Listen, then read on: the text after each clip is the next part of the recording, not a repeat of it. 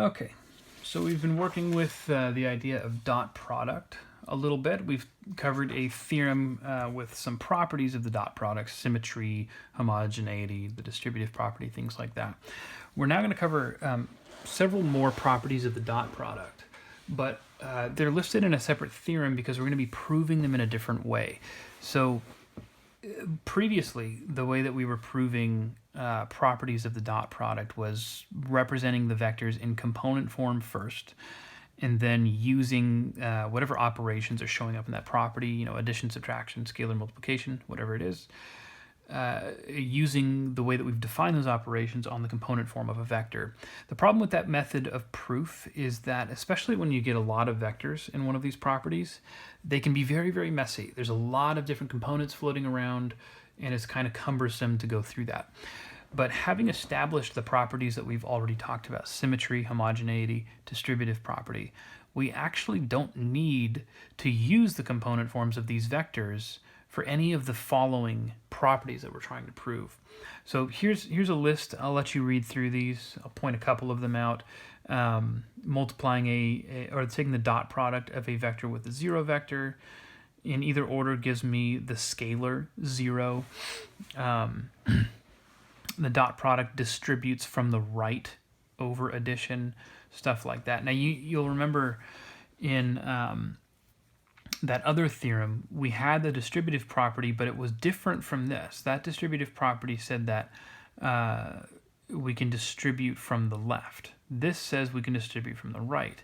And while you may look at that and think, well, of course, why wouldn't the distributive property work whether I put W on the left side of these parentheses or on the right side? You have to remember that the dot product is not the multiplication that you're familiar with. And it's very easy, especially in an intro class like this, to take too many things for granted. That's going to become especially important in Chapter 4. Especially once we get to Chapter 4, there's going to be a lot of different operations that we refer to as multiplication or scalar multiplication.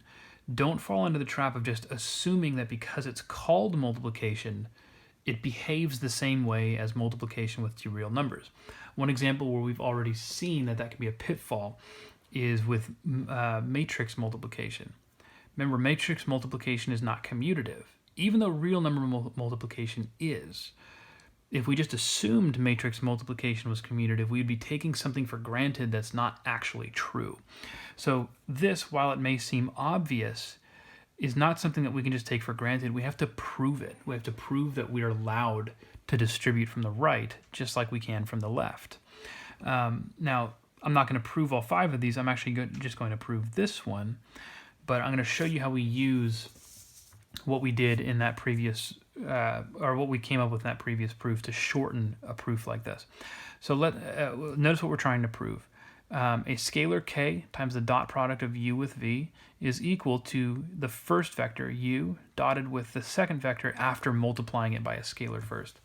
Notice this is similar to our homogeneity property that we proved, or that we had listed over here. The difference is that in this case, k was being multiplied to the first vector, not the second vector.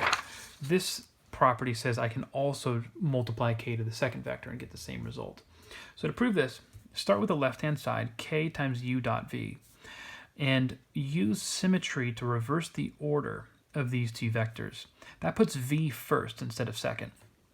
Now my homogeneity property that we talked about in the previous theorem says that I can multiply the scalar to the first vector in these parentheses. So I can write that as kv dotted with u. Now I can use symmetry again because this is now just the dot product of two vectors to reverse the order, and I'm right back to where I wanted to get, which is u dot kv. Okay, all these properties can be proven in a similar manner. So you want to try. I would recommend trying proving a couple of these on your own. Okay, let's keep on moving down. So far, we've developed some properties of the dot product, but we still haven't given much in the way of a geometric interpretation. The closest that we've gotten is we've shown the connection between dotting a vector with itself and how that gives us the square of the norm of that vector. But that doesn't reveal anything interesting about dotting two different vectors together. So let's start kind of working on that geometric intuition. Now the following down here, this little formula, is what a lot of books, engineering textbooks, physics textbooks, oftentimes they'll define the dot product with this formula and then show based on that definition that this is the same thing as the way that we defined it. I'm going to be going the opposite direction with this. So if we take two vectors, u and v, and we think of theta as the smallest angle between those two vectors. And the reason I'm using the term smallest is because of this. If I were to write two vectors and call them u and v, like this, theta represents this angle. But there's a second angle between those two vectors, this one out here. We call that a reflex angle. So I'm specifically saying theta is this angle right here. And if you think about it, that means theta has to be between 0 and 180 degrees inclusive, or 0 and pi radians. It can't be outside of that interval under this definition. But thinking of theta that way, we want to show that the dot product of u with v is equal to the product of the norms of these two vectors times the cosine of the angle between them. Attempting to prove that, we need to use something from trigonometry. It's called the law of cosines. If you don't remember the law of cosines, I'm going to say go ahead and go look that up, remind yourself of it. I'm not going to do a review of the law of cosines. I'm just going to use it. Okay, so first thing I want to do is take the, here in my formula, I'm using a u and a v. But for the proof down here, I'm going to call the two vectors a and b. It's just a change of labels. Nothing's really affected by that. The vectors a and b, I'm going to give them the same initial point, and I'll put it right here at the origin. Here's a and here's b. Like we've said before, a minus b completes this little triangle when I arrange a and b this way. So what I'm going to do is use the law of cosines on this triangle, and using this angle theta with it. The lengths of each edge or each side of this triangle are given as the norms of those vectors. So what the law of cosines would say is that the norm of this side that's opposite my angle theta squared is equal to the norm of a squared plus the norm of b squared minus 2 times the norm of a times the norm of b times the cosine of that angle. That's just a direct application of the law of cosines. Okay? What I want to do now is take these first three norms that are used and represent them as the dot product of this vector with itself, because we've established that connection. The norm of a vector squared is the same thing as the dot product of a vector with itself. So that would mean that this left-hand side could be written as a minus b dot a minus b. This is a dot a, this is b dot b, and I'm not going to change anything about this part here. I want to keep that the same. All right. Now, the dot product, again, it's not the same thing as real number multiplication. However, we've established a number of useful properties up here and on the previous video that shows that the dot product has a lot of the same properties that real number multiplication has. The distributive property, symmetry or commutativity, things like that. And so if we were to use a handful of those properties, we could show that this will distribute into this and can be simplified down to this expression right here. A dot A minus 2A dot B plus B dot B. And I've changed nothing about the right-hand side. Now notice we can start canceling stuff. A dot A and A dot A cancel. I'm subtracting them from both sides. B dot B and B dot B cancel. If you look at what's left, negative 2 times A dot B and negative 2 times this thing right here. If I divide both sides by negative 2, I have A dot B equals norm of A times norm of B times cosine of theta. That's exactly the formula we were trying to prove, just with A's and B's instead of U's and V's. Okay? So that gives us what we were trying to prove in the first place. Now the benefit of looking at the dot product this way is it gives us a method for finding the angle between two vectors, which is that theta. If I solve this for theta, theta would be the inverse cosine of A dot B over the norm of A times the norm of B. Okay? Now, We can see directly from our derivation, which again, the derivation that we did used vectors in R3 specifically, right? But if we were to generalize the concept of an angle between two vectors to R4, R5, or Rn for any n, remember, we can't visualize those. So it might seem a little bizarre to think about an angle between two vectors that we can't even visualize, but there's reasons to want to do that. If we were to try and generalize that, we would have to be really, really careful. And the reason why is because this function, the inverse cosine function, has a restricted domain. You can only take the inverse cosine of a number that's between -1 and +1 inclusive. How do we know that, when we go to R4, R5, whatever, that this quantity in here is going to be between -1 and +1? Well, and that's what this inequality is saying right here.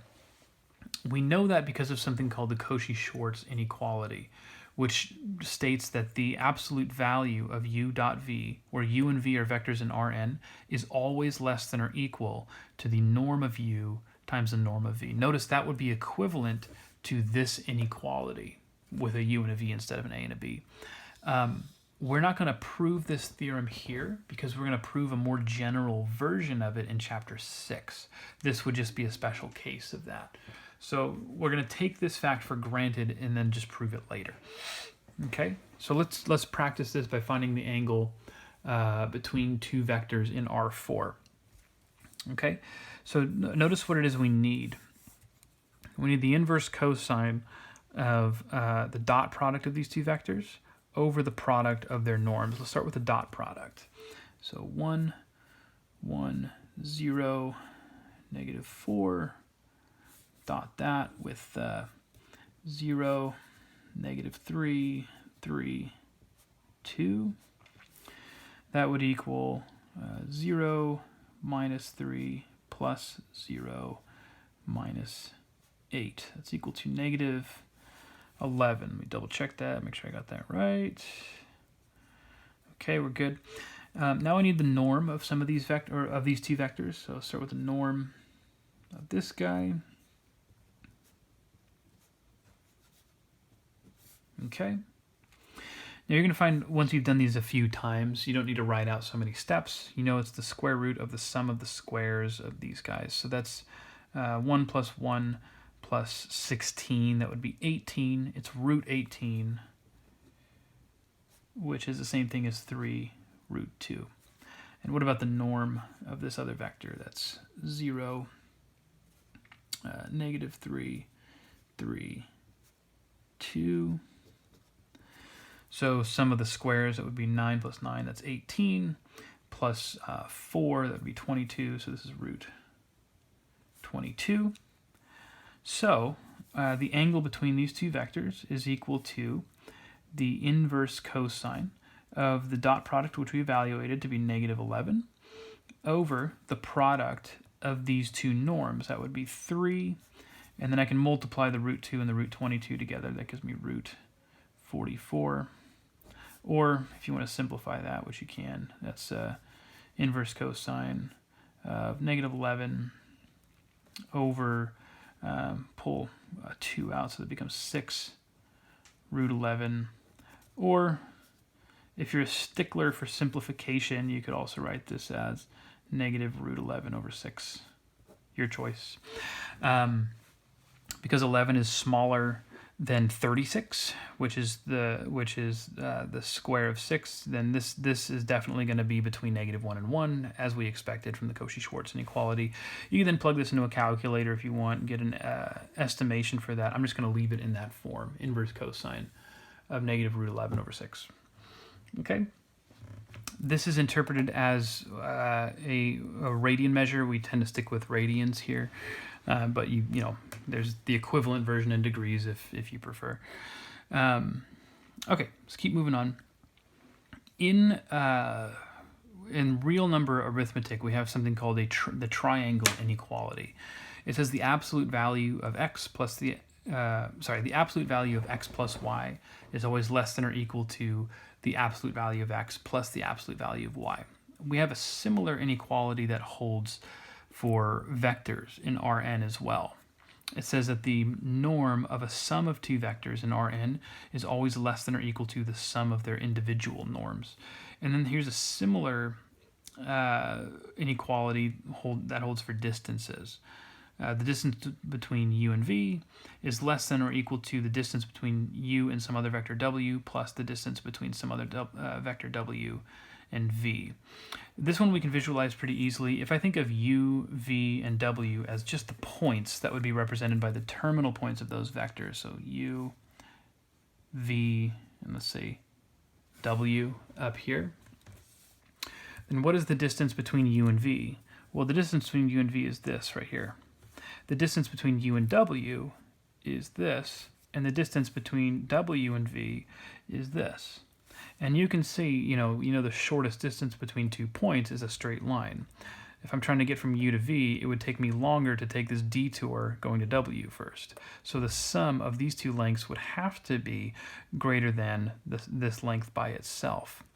Although in some cases they could be equal. So that's why we call this the triangle inequality, because you can picture it with this triangle here. Let's prove part A. This proof comes straight out of your book.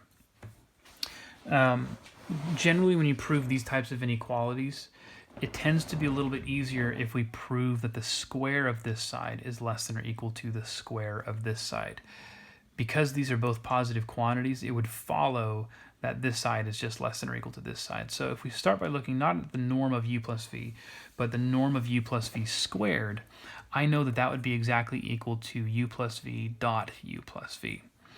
Using the various properties that we developed for the dot product, distributive property, and symmetry, and things like that, you can deduce that this is equal to u dot u plus 2 times u dot v plus v dot v. Now we know that these two dot products here and here are the squares of the norms of u and v independently, so I can rewrite them that way. Now notice we're going from here to here. What's the difference between this step and this step? Well, the only thing that's changed is my u dot v has been made into an absolute value. Why does that imply that this is less than or equal? Or why does that justify this less than or equal to symbol right here? Well, if you think about it, u dot v, it's a scalar, right? And there's only two cases.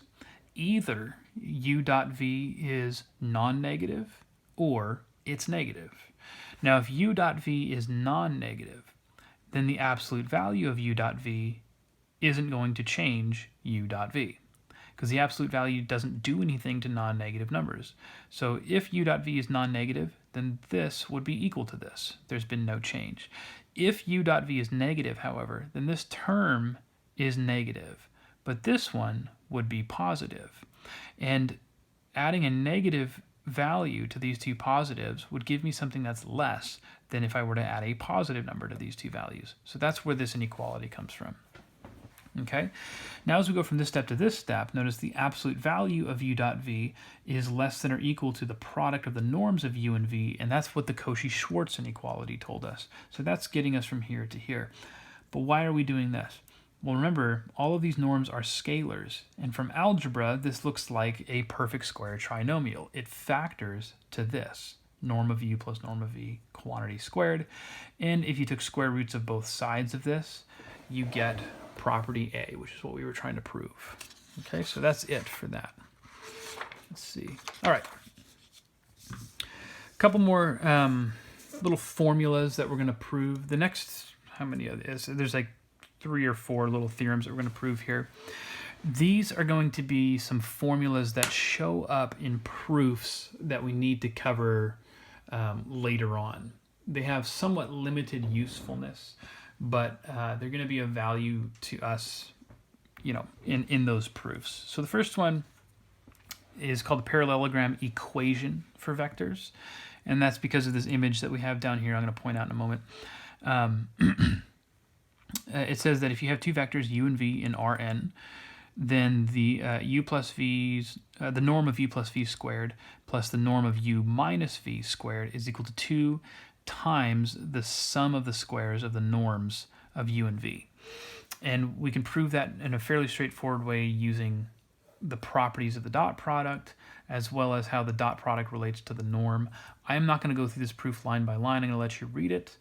But just to kind of illustrate why we call it the parallelogram equation, if you were to take u and v and give them the same initial point, the way that I have here, then u plus v and u minus v represent the different diagonals of that parallelogram.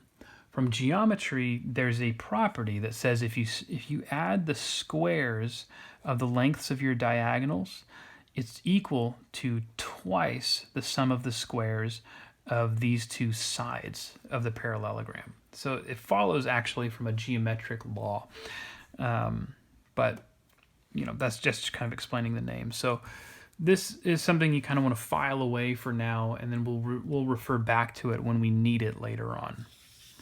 Here's another one. This one has, again, fairly limited usefulness, but it does show up in a proof that we're going to talk about later.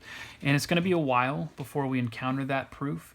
So you'll hear me when we get there refer back to this theorem. I'll say, hey, you remember that theorem from way back in chapter 3 where we took the dot product and we showed that it was equal to this kind of weird formula? Here's where we're actually going to finally use that thing. So this one says that u dot v is equal to 1/4 times the square of the norm of u plus v minus 1/4 times the square of the norm of u minus v. And again, I'm going to have you take a look at this proof and try to make sense of it. It's fairly straightforward. All we're doing is we're calculating these two norms squared, u plus v and u minus v, and creating kind of a system of equations here. So if you multiply each one by 1/4 and then subtract, you should see this side and this side working together to simplify to u dot v. But I'm going to let you go through the details on that on your own. So now to wrap things up in this section, one last thing we want to talk about. In our preliminary section where I actually introduced ordered n tuples and vectors in Rn, I said that we can write them in the notation we've been using up until this point, so using parentheses, or alternatively you can represent them by row or column vectors. It's actually much more common in linear algebra to represent vectors as column vectors, and that's because of how we use them later on. But let's suppose that we have two vectors u and v, and they're vectors in Rn, and I'm representing them this way as column vectors. What I want to do is make a connection between the dot product and matrix multiplication. We've actually defined matrix multiplication using the dot product, but I want to go a little bit further with that. So first of all, notice that if I were to take the transpose of this first vector here, u, and then multiply it to vector v, so u transpose times v, it's going to flip this thing and make it a row vector. And now this is a 1 by n matrix times an n by 1 matrix. The result should be a 1 by 1 matrix, which comes from dropping this column on this row and multiplying and then adding. But look at what's in there. That looks exactly like the definition of the dot product of u with v. And remember, 1 by 1 matrices, we identify those with their entry, meaning even though this is a matrix, we consider it equal to the entry that's inside of it. So what that tells me is that the dot product of u with v is the same thing as u transpose times v. Notice I would have gotten the same result if I reversed the order of these two and took the transpose of v instead of u. V transpose times u would have done the same thing. Okay? Now what's going to happen a little bit later on as we start introducing the concept of a linear transformation is we're going to be multiplying column vectors like this to matrices, just general matrices, and considering those the output of a function. So that's going to give us things that look like AU or AV, and then there's going to be another interpretation attached to A transpose times U, A transpose times V. But here, if we assume A is an n by n matrix, and U and V are in Rn, which as column vectors would make them n by 1 matrices, then multiplying an n by 1 matrix on the right by n by n matrix on the left will produce another n by 1 matrix. So all of these guys would belong to Rn as well, because they would look like n by 1 column vectors. So what I want to look at is what the dot product of these different combinations of these things with either a u or a v looks like. Yeah, let me just point this one out in particular. AU dotted with v. Okay, so based on what we did up here and over here, because this is just a vector in Rn dotted with a vector in Rn, I know that I can represent that as this vector, its transpose, times this vector. So v transpose times AU. I'm using this little formula right here. Okay? But this is matrix multiplication with what are technically 3 matrices. And we have an associative property with matrix multiplication that we know we can use. So if I regroup this, v transpose times A, and then times U, and then if I represent this differently, if I write this as A transpose V all transposed.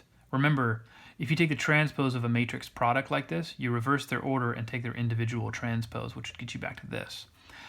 Then, noticing that I have the transpose of a vector times a vector, which is what this is. That's the same thing as that corresponding dot product. So this is equal to U dotted with A transpose V. So look at the connection now.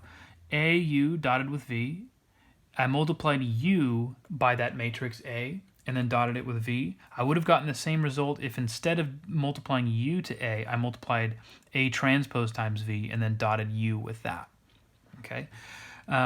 Using this other property, we can prove something similar. So here's that same result that we just talked about stated again. AU dot V is the same thing as U dot A transpose V.